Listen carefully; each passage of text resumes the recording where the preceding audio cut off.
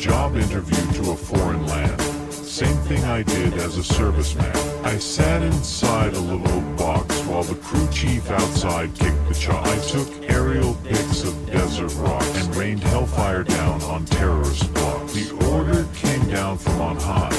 Press the button and kill those guys. An eternity of seconds drug by, then death and fire from the sky. Then just as the interview started to drag, and I felt my war stories turn into brags, and maybe I zigged when I should have zagged. Congratulations, pack your bags.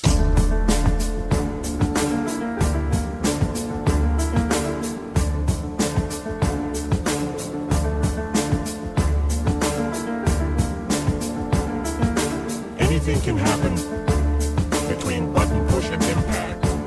You might never leave this place mentally intact. Anything can happen between button push and impact. In country again, but not a Joe, making big money in civilian clothes. Contractor gear from head to toe. Oakley, 5'11", Underarmor. Oh, a terrorist bigwig made the news when he killed some people we wanted to use. Then DC told us to tighten the noose, so we followed him from altitude. New bird orbiting Kabul. Old bird flies back to refuel. Switching off between the two. For about a week we watched this fool, and finally opportunity abound. We had our chance to gun him down. Meeting with his terrorist clowns in a mud hut just outside of town.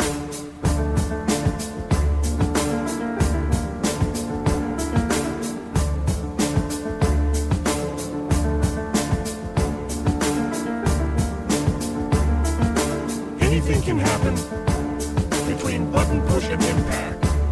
You might never leave this place mentally intact. Anything can happen between button push and impact. The order comes from high command. Press the button and blast the sand. Seconds creep by, then something unplanned. She must have been inside beforehand.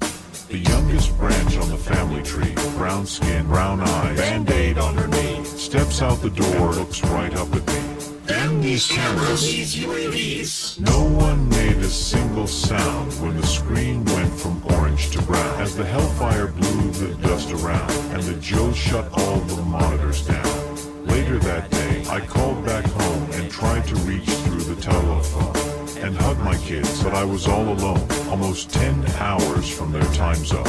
Saturday morning some years on, I wake up with a stretch and a yawn. Peek through the curtains just past dawn, and she's staring at me from the backyard lawn. I brought her home. I brought her home with me.